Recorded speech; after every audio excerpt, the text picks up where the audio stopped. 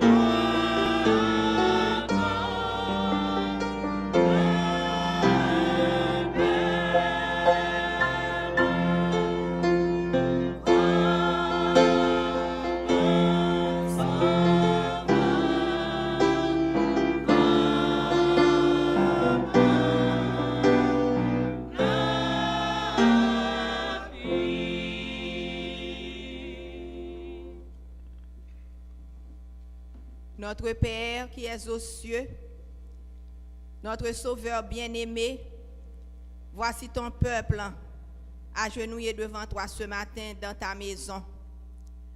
Nous sommes venus pour louer ton saint et grand nom, pour te célébrer, pour t'offrir un culte. Nous sommes venus pour en reconnaître que toi seul es Dieu et que ton nom est magnifique sur toute la terre. Ton nom est saint et glorieux. Ton nom est merveilleux. Ton nom est célèbre et doit être sanctifié. Nous sommes heureux de t'appartenir, d'être tes enfants, car tu nous as appelés pour être tes enfants. Nous te louons et te célébrons pour cela. Nous t'exaltons et nous te rendons des actions de grâce. Tu nous as créés pour ta gloire et pour ton honneur, pour ton service. C'est toi qui nous qualifie, c'est toi qui nous sanctifie. Père, nous avons besoin de ton pardon, car tu sais qu'aucun vivant n'est juste devant toi. Et nous sommes conscients de notre faiblesse, de nos manques, de nos inconséquences et de notre indignité. Nous te supplions de laver nos péchés, de nous purifier dans le sang de Jésus et de nous rendre aptes à nous présenter devant toi ce matin. Couvre-nous avec le suaire de Jésus, ton Fils. Merci de ce que tu nous as permis de vaquer à nos occupations au cours de cette semaine. Nous sommes allés à l'école, au travail, dans nos occupations coutumières. Nous avons été ça et là. Et tu étais avec nous. Tu nous as gardés. Tes saints anges nous ont protégés. Merci, Père, pour tant de bonté, pour tant de grâce, pour tant de bienfaits. Nous avons besoin de toi chaque jour de notre vie, particulièrement en ces jours périlleux, en ces moments difficiles, en ce temps de la fin, où les hommes de cette génération te déshonorent et se moquent de celui qui les a créés. Nous avons besoin de toi pour que tu puisses nous cacher à l'ombre de tes ailes et surtout pour que tu puisses nous utiliser afin que nous puissions aller et prêcher ta bonne parole, ton évangile de paix. Bientôt, nous aurons une campagne d'évangélisation. Nous avons besoin de l'assistance de tes saints anges, de ton Saint-Esprit. C'est toi qui connais les cœurs, c'est toi qui sondes les reins, c'est toi qui connais l'homme que tu as créé. Nous te supplions, Père, de les envoyer vers nous et que nous puissions les amener ici, dans ton église, pour qu'ils puissent écouter ta sainte et bonne parole. Car ton évangile doit être prêché dans le monde entier, alors viendra la fin. Aide-nous, Père, à travailler pour toi, à être fidèles dans cette course chrétienne, à faire tout pour ta gloire et pour ton honneur. Qualifie-nous. Sers-toi de nous. Nous sommes disponibles. Nous voulons aller. Nous voulons prêcher ta parole. Nous voulons te représenter dans ce monde. S'il te plaît, Père, assiste-nous. Accompagne-nous partout où nous allons. Et permets que ta parole soit prêchée dans cette église, dans ton église. Et que beaucoup d'âmes puissent se jeter au pied de la croix. Ce sera pour ta gloire et pour ton honneur. Que ton règne vienne et que ta volonté soit faite partout dans ce monde et au ciel. Père, nous avons hâte de te voir revenir sur les nuées du ciel. Mais tu ne reviendras pas si toutefois nous ne prêchons pas cet évangile. Ou du moins, tu feras que les pierres crient et nous ne voulons pas cela. Nous voulons que c'est ton peuple qui donne, qui annonce ta parole, l'évangile de paix. Oh, mets ta parole dans nos bouches. Ton serviteur, frère Hakim Blaise, qui va parler ce matin en ton nom. Nous te prions d'être avec lui, de oindre ses lèvres, et que les paroles qu'il va dire viennent directement de toi, et que ces paroles puissent nous édifier à salut, que nous puissions sortir en vainqueur et pour vaincre, et aller chercher les âmes pour ta cause et pour ta gloire. Assiste-nous au cours de cette journée de sabbat. Reste avec nous, sanctifie-nous. Nous avons besoin de toi, nous te prions. Au nom de Jésus, car à lui seul appartiennent la gloire, l'honneur, louange au siècle des siècles. Amen.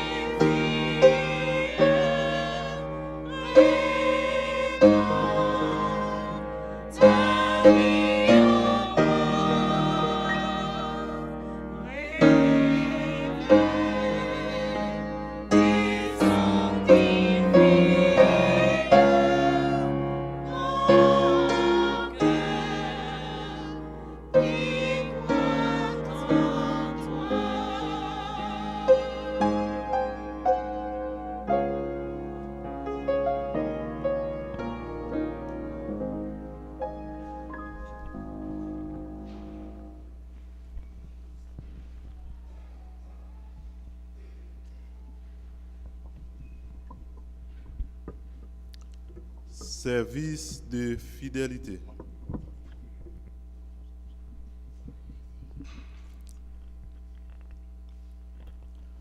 Lorsque David ramenait l'arche à Jérusalem, il eut soin de s'arrêter à chaque 6 pas pour offrir des sacrifices à l'Éternel. Alors qu'une procession triomphante s'approchait de la capitale, ceux qui marchaient chantèrent ces paroles: Portes, élevez vos linteaux, élevez vos portes éternelles, que le roi de gloire fasse son entrée. La bande de chanteurs et de musiciens répondait: Qui est ce roi de gloire? La réponse provenait d'un autre groupe: l'Éternel fort et puissant. L'Éternel puissant dans les combats. Puis des centenaires de voix s'unissent pour chanter bien fort le refrain triomphant: Portes, élevez vos linteaux, élevez les portes éternelles, que le roi de gloire fasse son entrée. Une fois de plus, on entend l'interrogation: Qui est donc ce roi de gloire? Puis la voix de la grande foule semblable au bruit des flots impétueux, faisant entendre une réponse captivante. L'Éternel des armées, voilà les rois de gloire. Aujourd'hui, la même question se pose. Qui est ce roi de gloire? Comment allez-vous répondre à cette question aujourd'hui? Est-il digne de vos sacrifices? Désirez-vous vivre dans les sentiments de sa présence?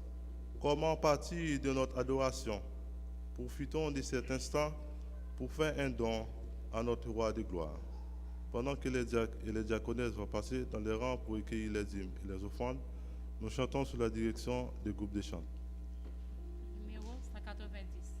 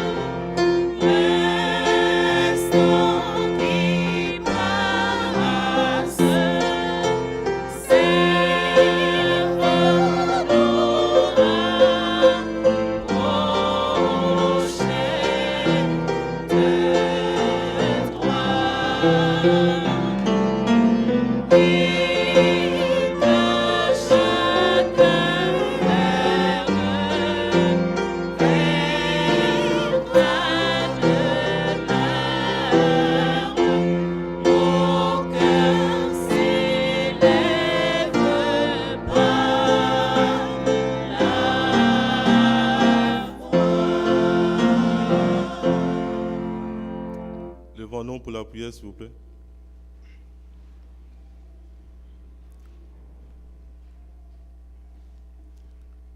Père éternel, notre Dieu, notre temps et bon Père céleste, nous te disons merci. Tu as permis à tes enfants de venir t'adorer en esprit et en vérité. Père éternel, nous te disons merci de ce que tu as donné l'opportunité à tes enfants de travailler tout au cours de la semaine. Père, merci de ce que tu es un guide de protection pour chacun de nous. Et nous voici devant toi avec nos dîmes et les offrandes. Je te demande, Père, de le bénir pour nous, de les agréer. Et Père éternel, je demande que cette offrande puisse contribuer à la prédication de ton évangile. Père, là que nous ne pouvons pas y aller, que cette offrande puisse aller, Seigneur, afin que ton évangile puisse continuer à prêcher. Les âmes assoiffées puissent tomber au pied de la croix. bénis les restes, ça va remettre chacun de tes enfants, faire qu'on puisse passer ces ans divers regards, ainsi que je te prie au nom de Jésus, lui qui vit et qui règne au siècle des siècles. Amen.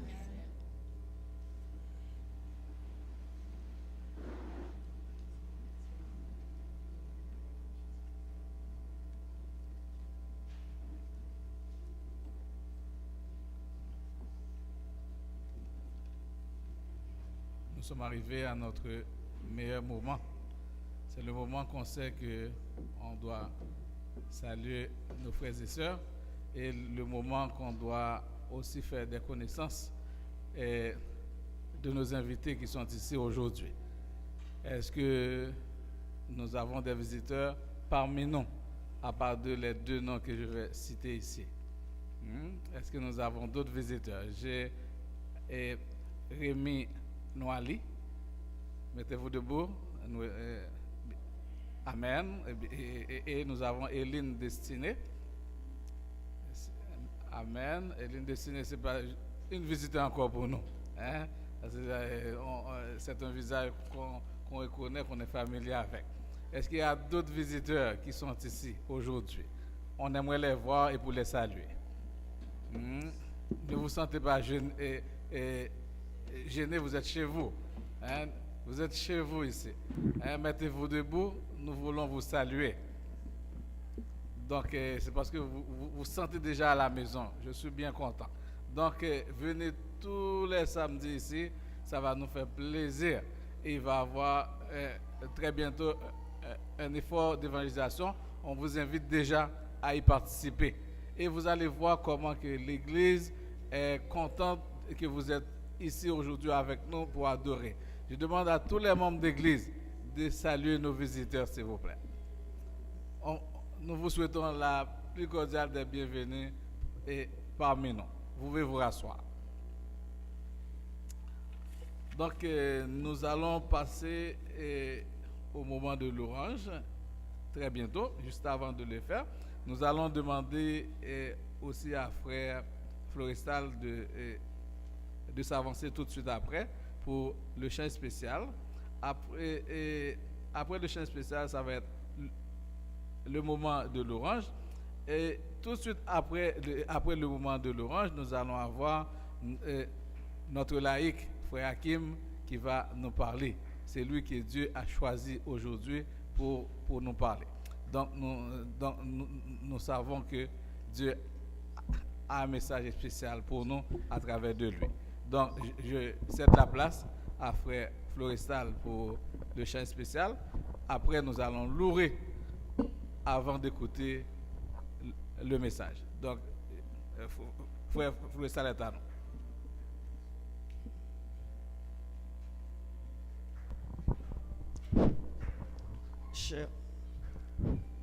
Chers frères, ce matin, je sais que c'est le moment des activités laïques, n'est-ce pas vrai?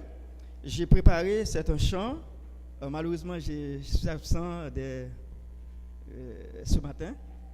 J'avais préparé 2 et 3 chants, Mais le chant que vous allez entendre là, c'est titré « Signe des temps ».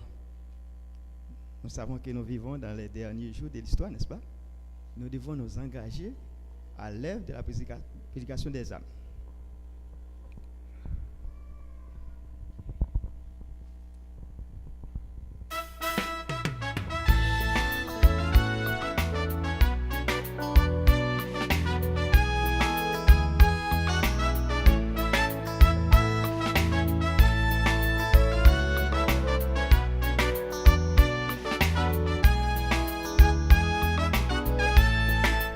La Bible prédit qu'il y aura des signes dans le temps.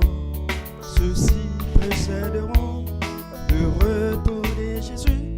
Soyons saufs et prudents pour ne pas être surpris quand Jésus reviendra au temps voulu.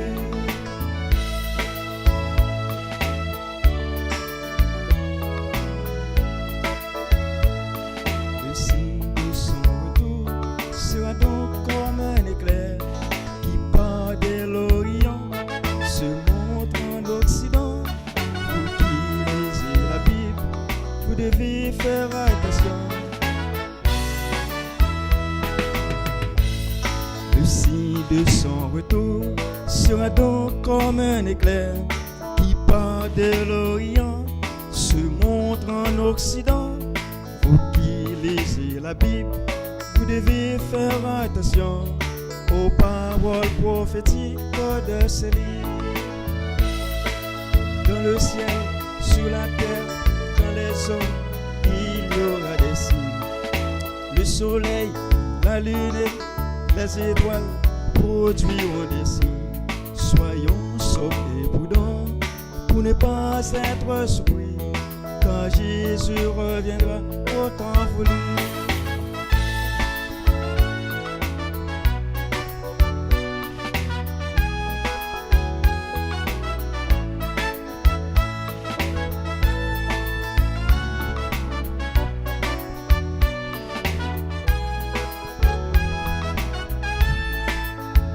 Regardez le cosmos.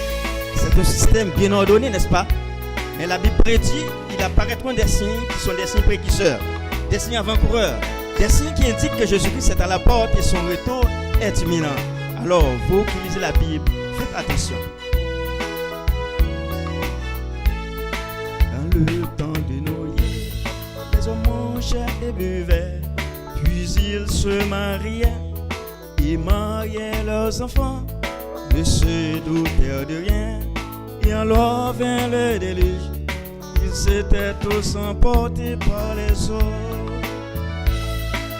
Dans le ciel, sur la terre, dans les eaux, il y aura des signes. Le soleil, la lune et les étoiles produiront des signes.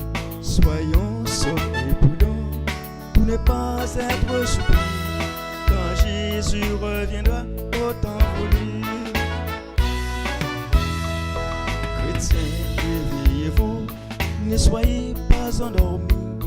Encore un peu de temps, Jésus apparaîtra. Quand les hommes diront paix sur la terre, une ruine soudaine leur surprendra. Faites attention, dans le ciel, sur la terre, dans les eaux, il y aura des signes. Le soleil, la lune, les étoiles produiront des signes. Soyons sobres et prudents pour ne pas être surpris quand Jésus reviendra au temps voulu.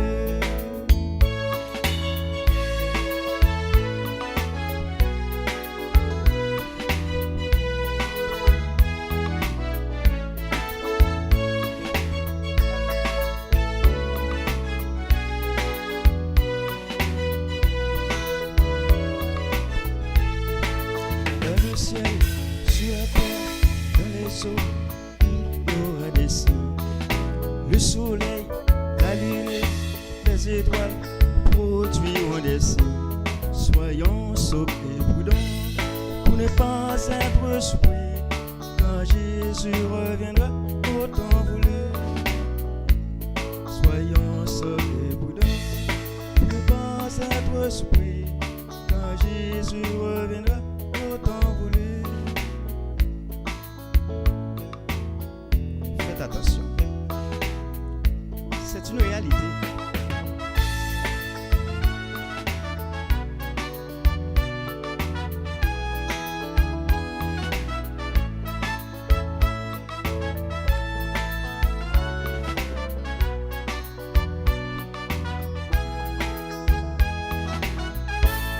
Faites attention. Amen.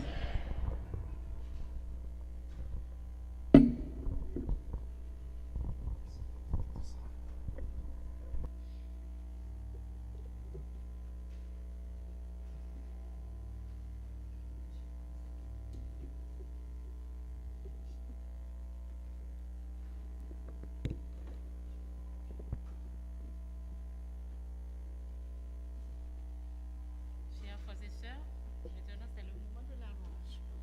Nous allons chanter trois chants, debout. Le numéro 347, le numéro 215 et le numéro 200.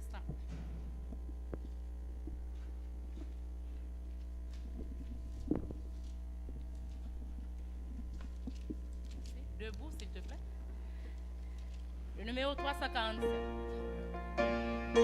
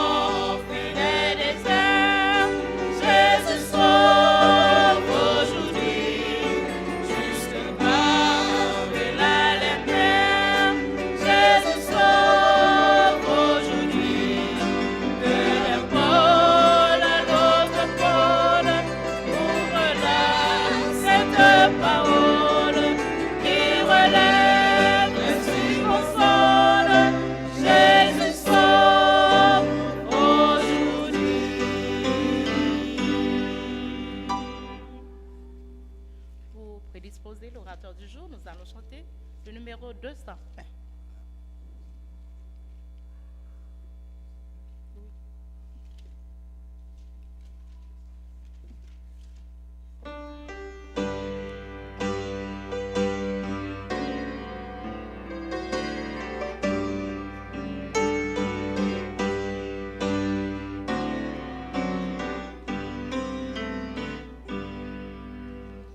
La voix de Christ nous appelle.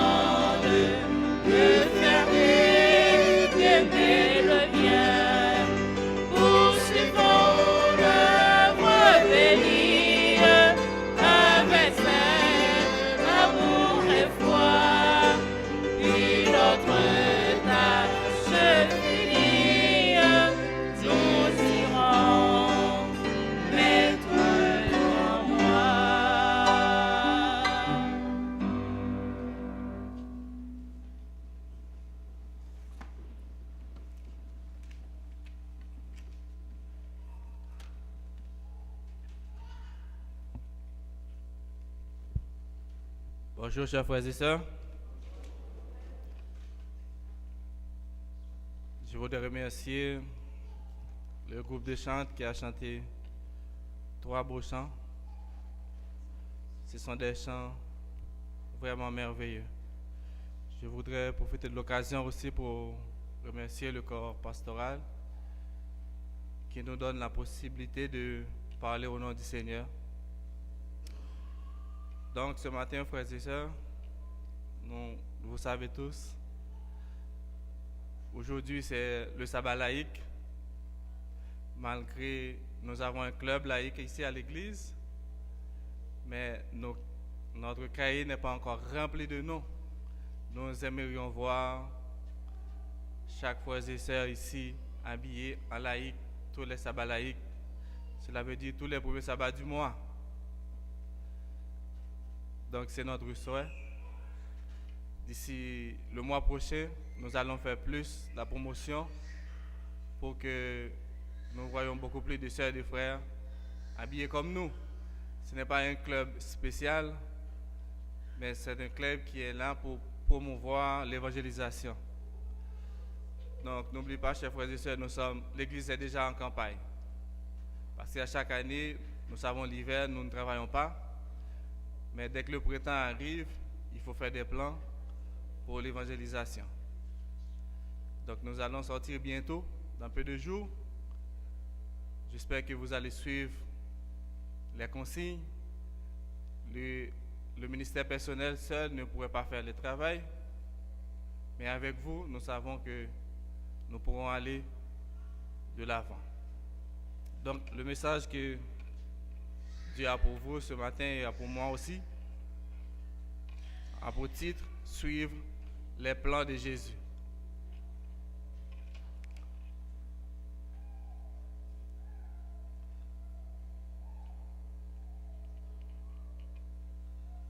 Donc j'avais pensé lorsque je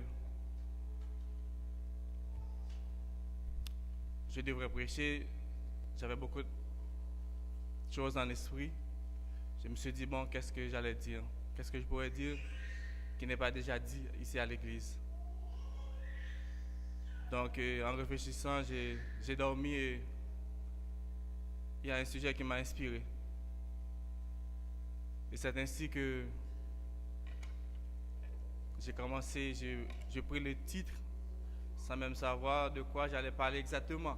Suivre les plans de Jésus. Nous savons que Jésus, qui est le chef de l'Église, il n'a pas laissé l'Église comme ça, il avait un plan. Et c'est écrit dans la Bible. Nous, les humains, nous pourrons faire tout ce que nous pourrions, mais si nous ne suivons pas les plans de Jésus, nous risquons de passer à côté. Donc, lorsque nous lisons dans Matthieu 9, verset 35 jusqu'à 38, nous allons relire nos textes de méditation.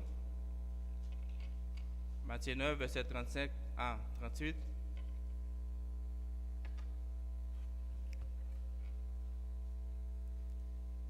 Jusqu'avant, nous commençons, nous allons courber la tête pour une courte prière. Éternel Dieu Tout-Puissant, nous sommes ici pour parler en ton nom. Nous n'avons aucun mérite, mais nous voulons que toi, tu parles à notre place et nous t'écoutons. Au nom de Jésus, nous t'en prions. Matthieu, au chapitre 9 de son livre, présente Jésus comme un guérisseur, un faiseur de miracles, un enseignant extraordinaire, un missionnaire modèle. Jésus enseignait dans les synagogues, il prêchait, il passait de village en village. Il enseignait de façon collective et il enseignait aussi de façon individuelle. Et parmi ces techniques d'enseignement, nous allons voir comment que Jésus utilise le contact avec les gens pour les amener à Christ, pour les amener à la repentance. Donc, nous allons voir aussi comment nous, aujourd'hui, nous pourrions imiter le modèle de Jésus pour qu'ici, à la fontaine, nous pourrions amener des âmes à la repentance. Donc, nous allons lire notre texte de méditation qui se trouve dans Matthieu chapitre 9, versets 35 à 38.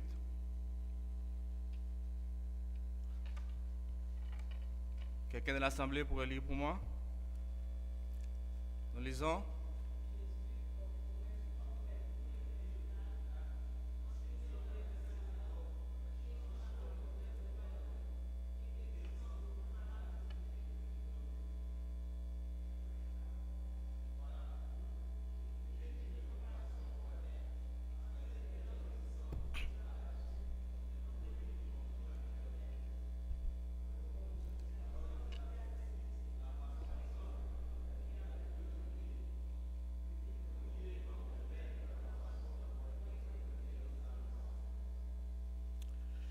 Donc, lorsque nous regardons au verset 35, on nous dit que Jésus enseignait et prêchait dans les synagogues. Donc, Jésus a pris du temps pour enseigner les gens. Et dans le texte original, le verbe utilisé pour enseigner, c'est didasko, qui signifie apprendre, instruire. Apprendre et instruire. Nous savons, apprendre, c'est acquérir une certaine connaissance et un certain savoir. Pourquoi Jésus enseignait le peuple? Jésus enseignait les gens parce que pour qu'ils puissent acquérir une certaine connaissance et un certain savoir sur le plan du salut. Et qu'ils deviennent à leur tour des enseignants parce que le travail accompli était énorme, était colossal et gigantesque. Jésus a fait une déclaration au verset 37 lorsqu'il dit que la moisson est grande, mais il y a peu d'ouvriers.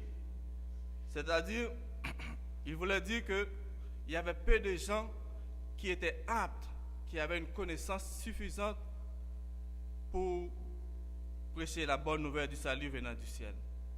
Aujourd'hui, au moment où nous parlons,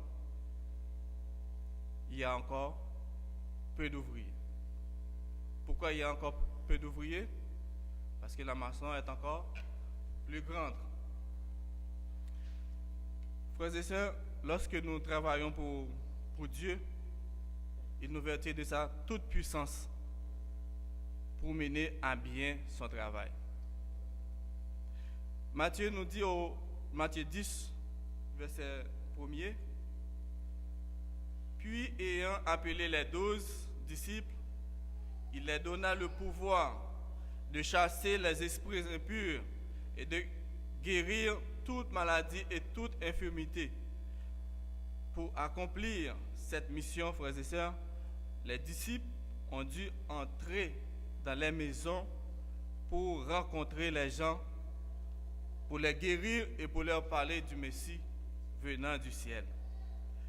L'évangélisation par contact a été établie et instituée par Dieu lui-même, parce qu'il jugeait que c'était le meilleur moyen pour atteindre les gens qui avaient soif d'écouter la parole de Dieu. Il jugeait aussi que l'homme doit être en rapport étroit avec ses semblables pour pouvoir bien véhiculer le message de Dieu. Jésus voyait les difficultés auxquelles les gens faisaient face.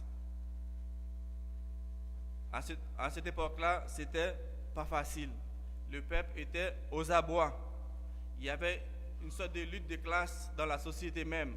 Les riches d'un côté, les moins riches de l'autre côté, et le peuple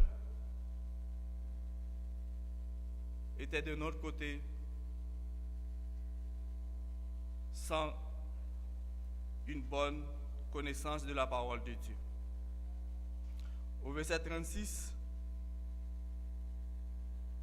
il est écrit, voyant la foule, Jésus fut ému de compassion pour elle.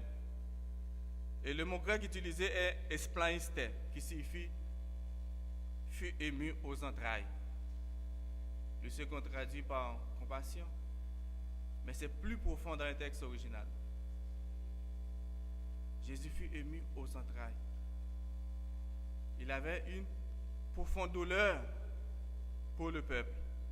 Pourquoi il fut ému de compassion pour le peuple? C'est parce que le peuple était languissant et abattu. Et le mot languissant vient du verbe grec skoulo qui signifie fatigué, affaibli et tourmenté.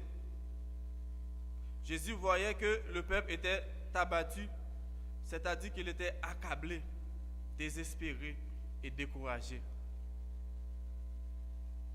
Ce matin, Dieu nous dit, regardons autour de nous ici à la fontaine pour voir l'état des gens dans le quartier Hochelaga Maisonneuve. Les voyons-nous languissants et abattus? Est-ce que ces gens-là sont bien? Les voyez-vous bien?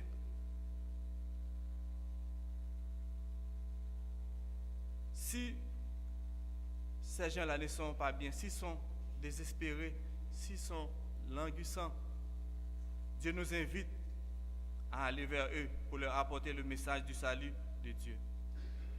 De même que Dieu fut ému de compassion pour nous, ne devrions-nous pas manifester ce même sentiment pour ces gens qui sont désespérés et fatigués? Ce quartier est un quartier qui est réputé comme un quartier défavorisé. Et vous savez, dans les quartiers défavorisés, il y a toutes sortes de crimes. Et d'après les sociologues, dans les quartiers défavorisés, c'est là où on trouve les gens qui fument beaucoup plus, ils boivent beaucoup plus. Ils essaient de noyer leur misère par l'alcool, la drogue, la cigarette. Et si vous faites quelques visites de porte à porte, pas jeter des pamphlets dans leur boîte à lettres, allez les voir. Vous allez remarquer que ce ne sont pas des gens qui sont heureux.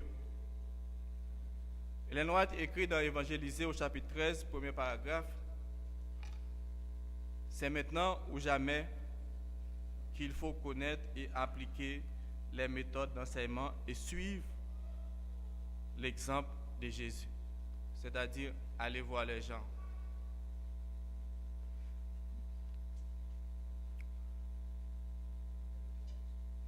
Nous allons lire un texte dans Luc chapitre 10, verset 1er. Jésus-Christ, après avoir formé ses 12 disciples, il ne s'arrêtait pas là. Il formait encore d'autres disciples. Luc 10, verset 1er nous dit, Jésus désigna encore 70 autres disciples. Il les envoya 2 à 2 devant lui dans toutes les villes et dans tous les lieux où lui-même devait aller. Et il leur donna des consignes au verset 5.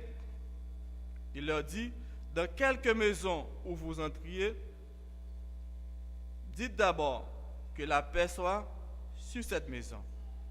Puis loin au verset 6, et s'il se trouve là un enfant de paix, votre paix reposera sur lui.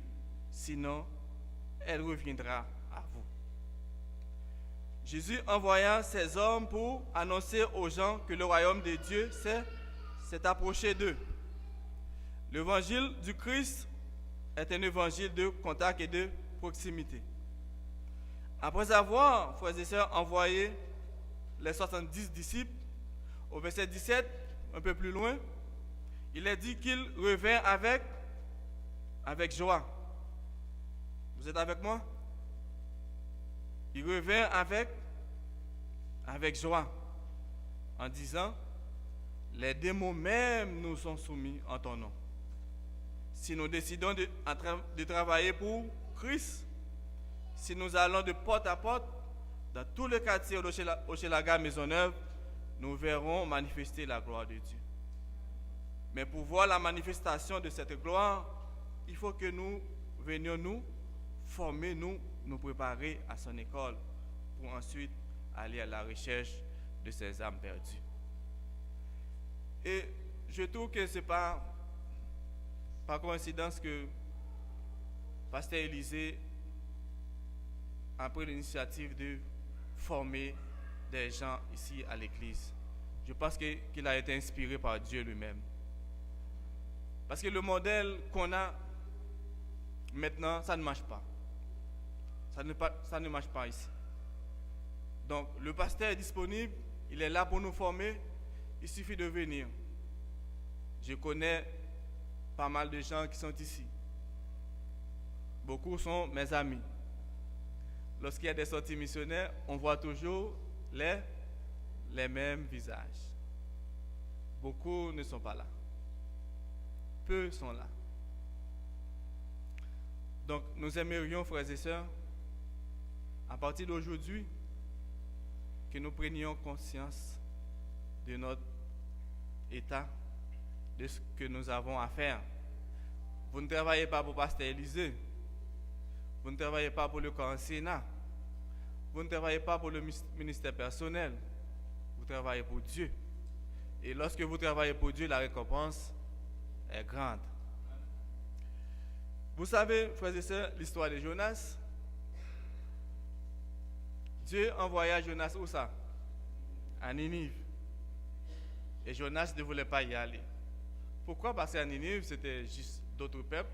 Ce n'est pas des Juifs.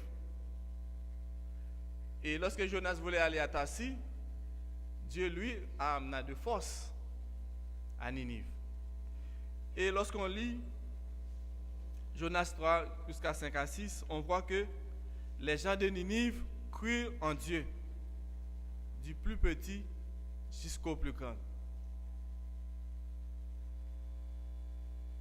À la présence de Jonas, toute une population avait été épargnée de la colère de Dieu. Seigneur, nous pas en mesure de d'épargner ces Québécois qui sont autour de nous aujourd'hui ou en cet instant même, de prendre la décision d'aller vers eux dans leur maison pour leur parler de Jésus.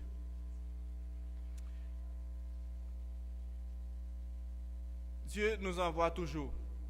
Des fois, nous faisons semblant qu'on n'entend pas la voix de Dieu, mais il nous envoie toujours. Nous allons lire un verset dans Actes 8, versets 26 à 27. Dans cette partie, on raconte le récit de Philippe lorsque Dieu lui envoya voir l'eunuque éthiopien. Dieu ordonna à Philippe d'aller auprès de l'eunuque éthiopien. Et lorsqu'il arriva, il y eut un contact. Un contact fut établi et il y a un échange fructueux entre ces deux hommes. Au verset 29, Philippe dit, l'Esprit de Dieu dit à Philippe, avance, approche-toi de ce char. Avance, approche-toi de ce char. Et au verset 30, on nous dit que Philippe a couru et entendit l'Éthiopien qui lisait le prophète Ésaïe. Il lui dit, comprends-tu ce que tu lis? Et au verset 31, on nous dit que il répondit, comment pourrais-je si quelqu'un ne me guide? Et il invita Philippe à monter et à s'asseoir avec lui. Au verset 35, on nous dit que Philippe ouvra la bouche et commençant par ce passage, lui annonça la bonne nouvelle de Jésus. Et le récit continua jusqu'au verset 36. L'eunuque décida de se faire baptiser. Au verset 39, après avoir reçu son baptême, quand ils furent sortis de l'eau, l'Esprit de Dieu enleva Philippe et ne le vit plus, tandis que tout joyeux, il poursuivait sa route. Tout joyeux, il poursuivait sa route. Les Québécois ont besoin des gens pour leur expliquer c'est quoi, qui est Jésus. Pourquoi Jésus était venu mourir sur la croix? Ils sont très religieux, les Québécois. Ils fêtent toutes les fêtes religieuses. mais ils ne connaissent pas vraiment et la portée de ces fêtes. Parce que l'Église catholique leur a montré Jésus d'une façon qui était contraire à la Bible, qui est toujours contraire à la Bible.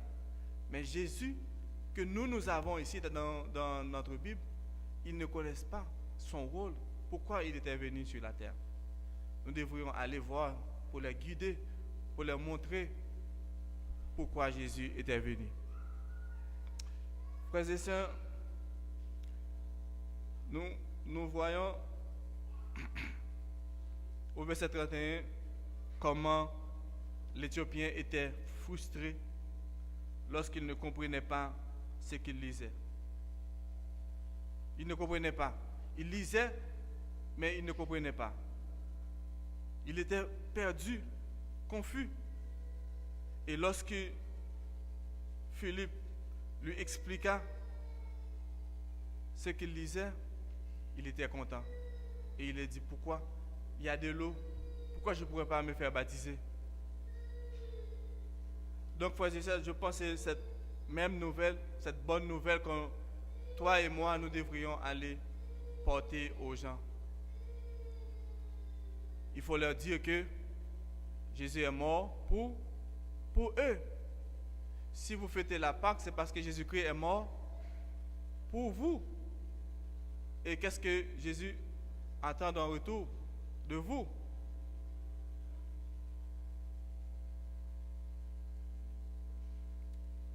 Vous savez, frères et sœurs, chacun de nous qui est baptisé est devenu un disciple, n'est-ce pas? Chacun de nous ici qui est baptisé au nom de Jésus est devenu son disciple. Et rappelez-vous ce qu'il disait à ses disciples. Nous allons lire Matthieu 28, verset 19. Ça, ce sont des textes que les adventistes connaissent par cœur.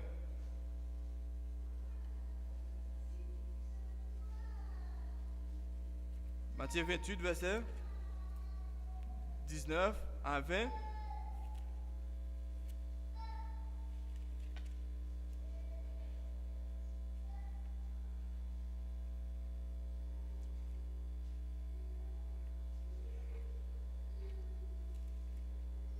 Vous y êtes?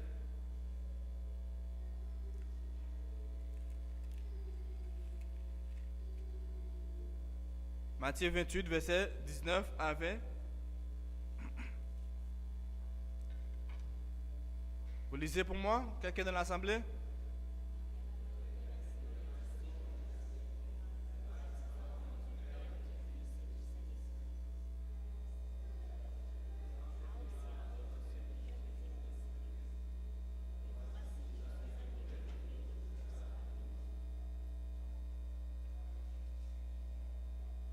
Jésus leur dit d'aller de faire de toutes les nations des disciples.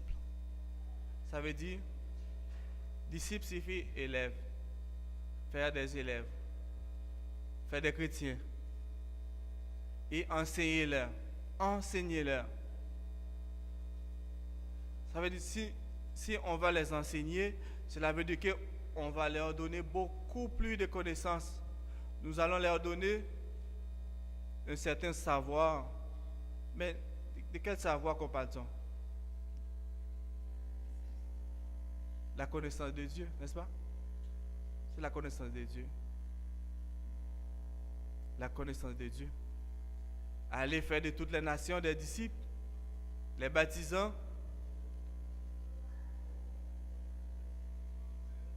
Et il faut les enseigner. Les enseigner.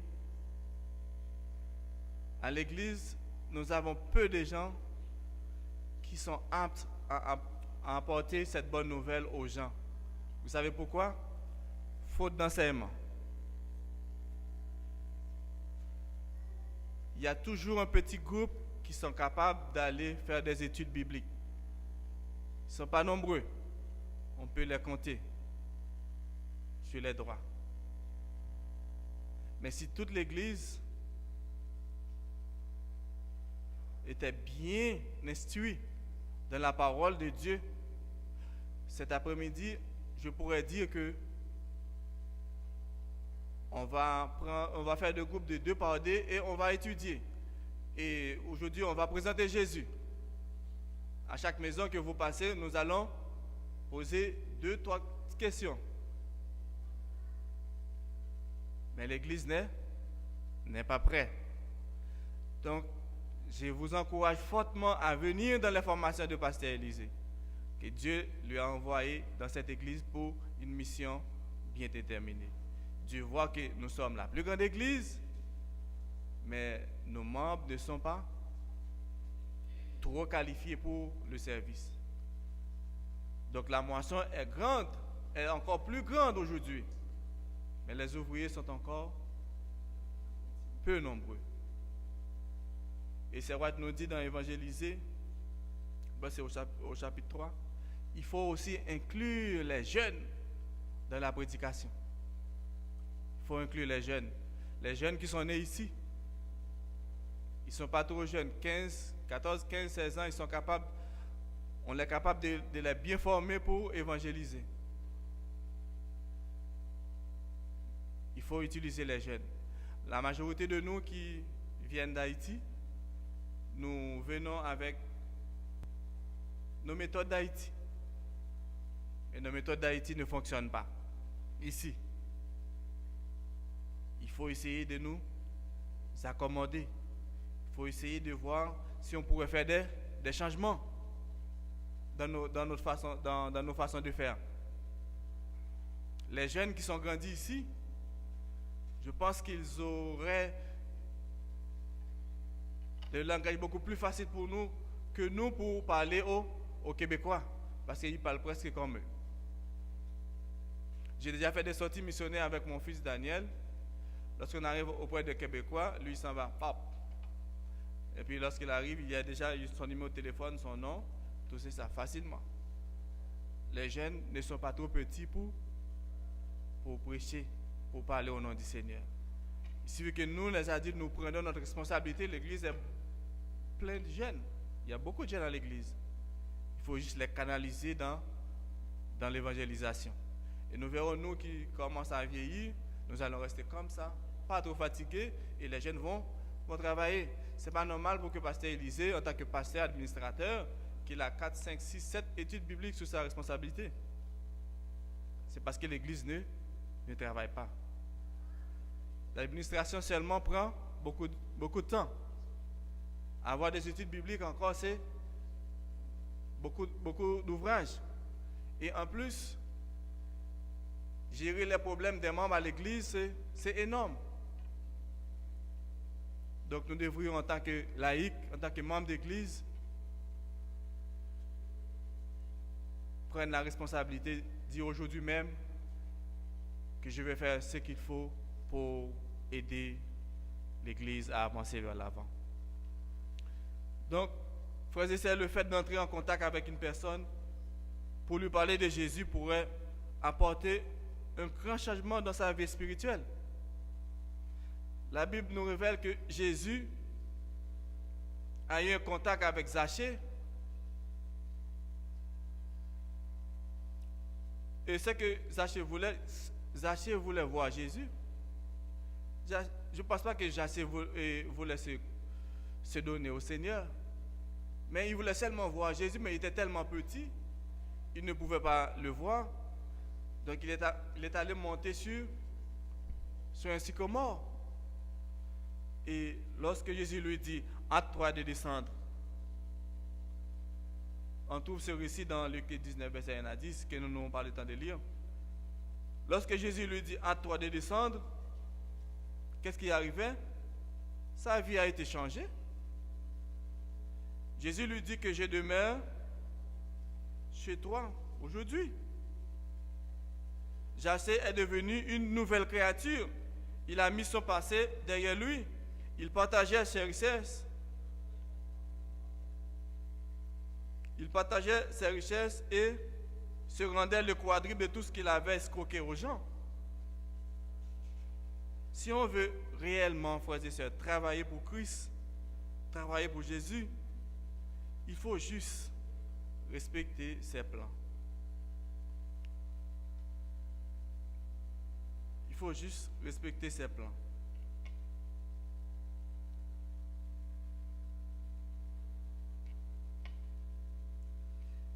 Et après, nous verrons que tout va se faire pour sa gloire et pour son honneur. Parce que sa méthode est toujours la bonne et est toujours la plus sûre.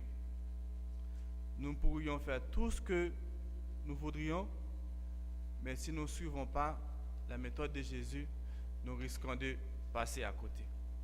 Et la façon de faire de Jésus est déjà écrite dans la Bible.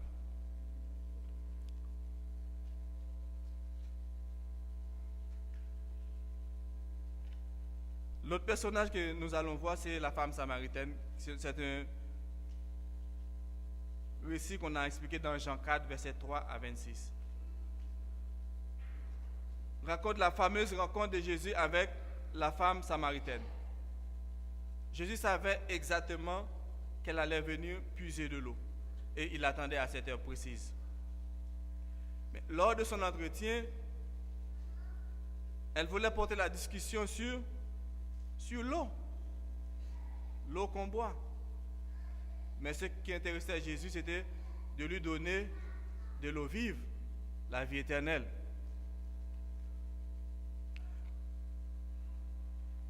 Grâce à ce contact, des hommes, des femmes samaritains ont changé de vie et ont reconnu que Jésus était le Messie.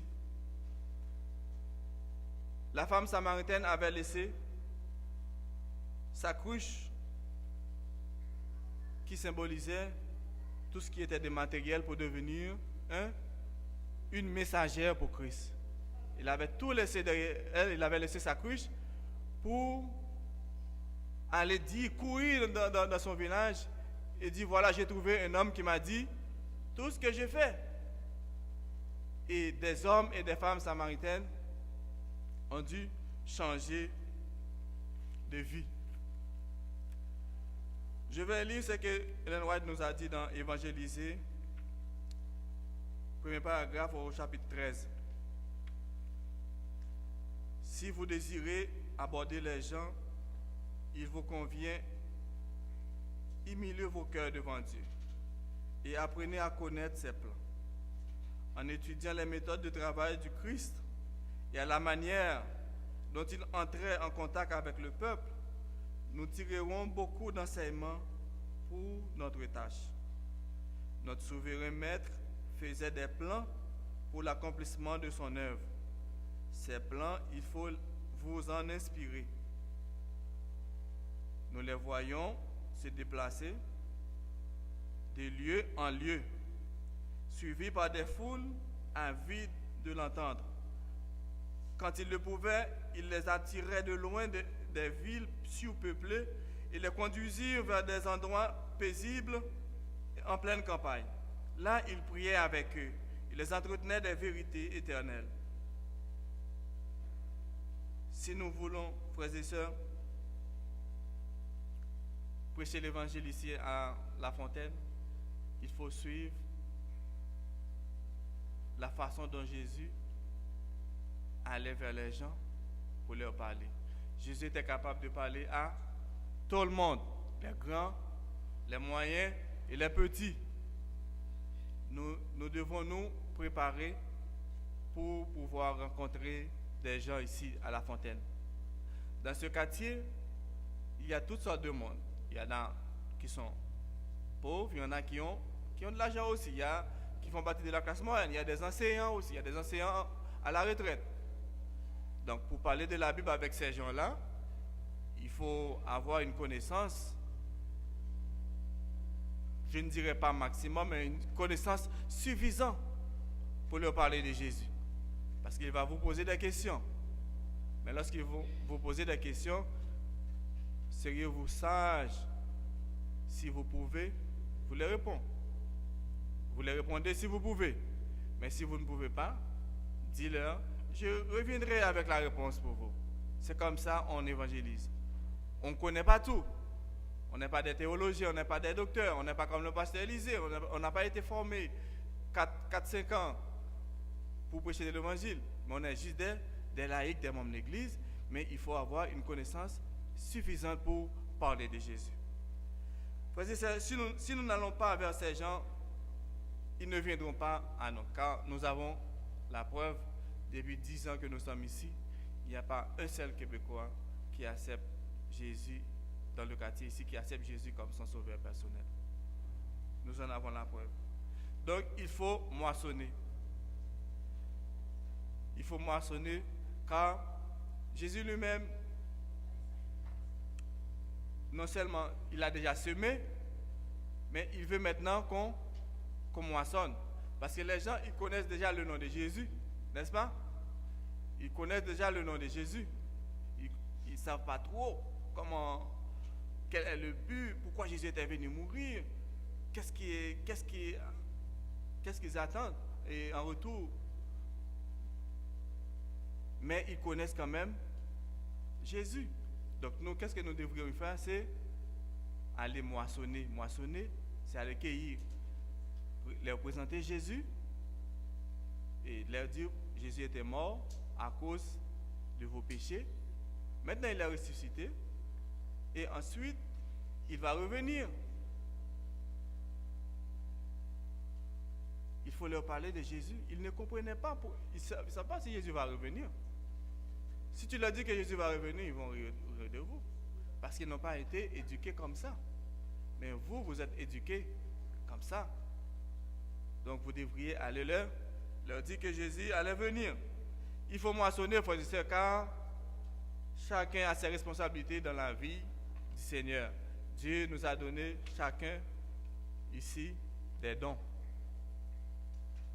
Et si vous ne travaillez pas, qu'est-ce que Dieu allait faire? Il va prendre votre don, vos talents, il va redonner ça à Pasteur Élisée, parce que c'est lui qui travaille. N'est-ce pas?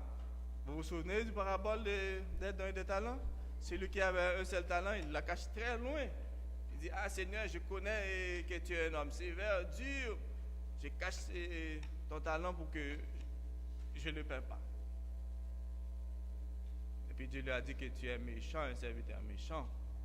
Il a pris son talent, il lui a donné à celui qui en avait plus que lui. Donc il faut travailler pour le Seigneur pour pouvoir développer nos dons et nos talents. Frères et sœurs, pour enfin terminer, pour évangéliser, il faut suivre le modèle de Jésus, qui est le contact avec les gens. Non seulement il faut les enseigner la parole de Dieu, il faut aussi les voir de façon individuelle. Pour moissonner pour Christ, il faut venir nous former à son école, suivre ses plans. Comme Jonas et Philippe dans le cas de l'eunuque éthiopien, copier sur son modèle du maître qui allait voir les gens dans leur foyer pour leur parler de Dieu. Si nous voulons réellement évangéliser La Fontaine, commençons par appliquer cette méthode et nous verrons la manifestation de la toute-puissance de Dieu, non seulement ici dans le quartier, mais dans toute la province du Québec. Que Dieu vous bénisse.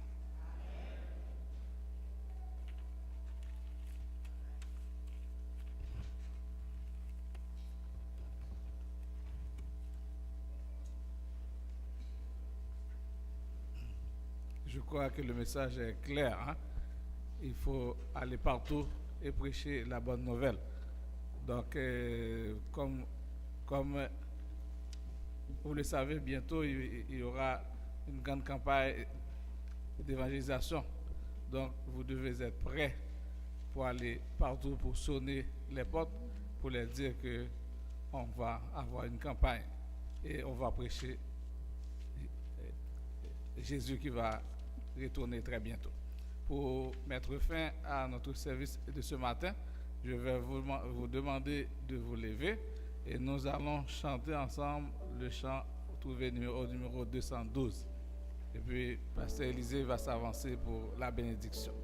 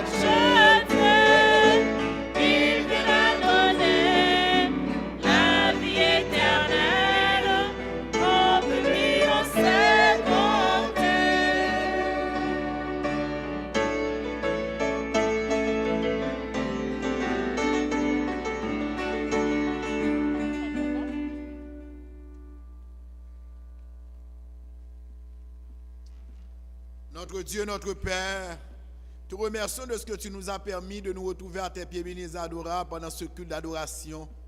Tandis que, Seigneur, nous venons d'entendre, d'ouvrir ta sainte parole qui nous invite, à l'instar de Jésus, à aller rencontrer les gens chez eux pour leur parler de Jésus-Christ, pour partager avec eux la bonne nouvelle du salut, l'évangile qui sauve, l'évangile qui libère, l'évangile qui délivre. Aide-nous à suivre le plan évangélique suivi par Jésus-Christ, tout en ayant les regards sur Jésus-Christ, le chef et le consommateur de notre foi. Galvanise tout notre être, donne-nous ton Esprit Saint afin que nous puissions éprouver le désir d'aller avoir en nous la flamme de l'évangile et d'aller dire à nos voisins, à nos voisines, à nos connaissances pour leur dire, pour leur parler de Jésus-Christ, de celui qui peut les délivrer, de celui en qui ils peuvent avoir la vie éternelle. Prépare notre église tandis que nous allons attaquer bientôt la citadelle de l'ennemi. Nous avons une campagne évangélique et de nous d'ores et déjà à faire des plans, à avoir une liste de gens sur laquelle nous pouvons compter afin de les convier, de les inviter à venir participer à cette campagne évangélique et qu'à la fin de celle-ci, que nous ayons une moisson d'âme à présenter à toi. Bénis ton serviteur par lequel tu nous as communiqué ta sainte parole. Bénis ce laïc qu'à travers ce message que nous puissions avoir de nouveaux laïcs au sein de ton église et qu'ainsi nous puissions prêcher ton évangile avec force et hardiesse et aussi inviter les gens à regarder à celui qui peut les délivrer. Bénis cette prière. Nous t'en prions, Père, au nom de Jésus, lui qui vit et qui demeure au siècle des siècles. Amen.